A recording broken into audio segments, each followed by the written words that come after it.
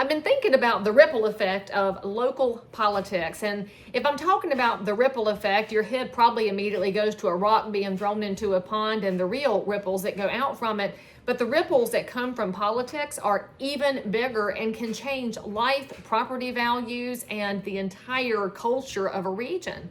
Now, I live in Cabarrus County. That's a ring county around Charlotte. The other ring counties would include Union, Gaston, York, Iredell. You've got a region that operates as one big economic engine, which is why it's referenced as an MSA, a metropolitan statistical area. And it's why when journalists and Chamber of Commerce types talk about Charlotte, they often talk about Greater Charlotte or the Charlotte region, because people work and live all over the place and commute in and around a big city. Now, Charlotte's been in the news a lot over the last few weeks. None of it is making any of us proud, because it primarily revolves around a young lady getting slaughtered on our public transportation, or it's about the number of homicides happening in the city, the death of a 4-year-old by getting shot. And all of those incidences around crime impact real estate. Because y'all, I get phone calls from people that are relocating to this area for jobs, and they say, what the heck's going on? And I have to say, we used to be a great city. I'm so sorry for what you're seeing in the news, because we have leadership that is not dealing with crime issues. We have leadership that is taking tax dollars and not using them for the intended purposes, because there's always an extra hand in the kitty, and y'all know how this works. Now, how do we get out of these problems? Well, a lot of people think you can vote your way out. You've got to pick better leaders. Well, I am part of the Greater Charlotte region. However, I do not have voting privileges in Charlotte or in Mecklenburg County.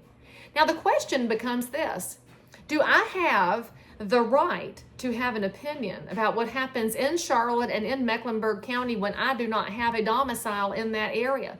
I would say yes, I absolutely do, because what happens in Charlotte happens here too in Cabarrus County. In fact, we see a lot of flight out of Charlotte into Cabarrus County for the better public schools, for a different tax structure, for lots and lots of reasons, including our amazing sheriff and DA here.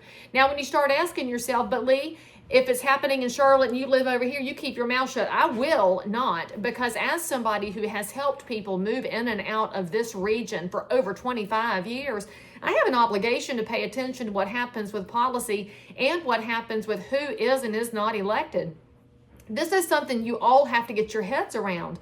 When you have opinions about things, even if it's not in your jurisdiction, do the research, form an opinion, and continue speaking up. When people block you because they don't like your opinion, that means you're probably over the target. So don't ever discount yourself when somebody gets so emotional they don't wish to engage in conversation with you anymore. You have an obligation as a citizen to speak up when things aren't right. I am very concerned about the Queen City because I grew up here. My family has been in this area since the 1700s. And for the record, the person who blocked me, I know she'll watch this because that's how she rolls.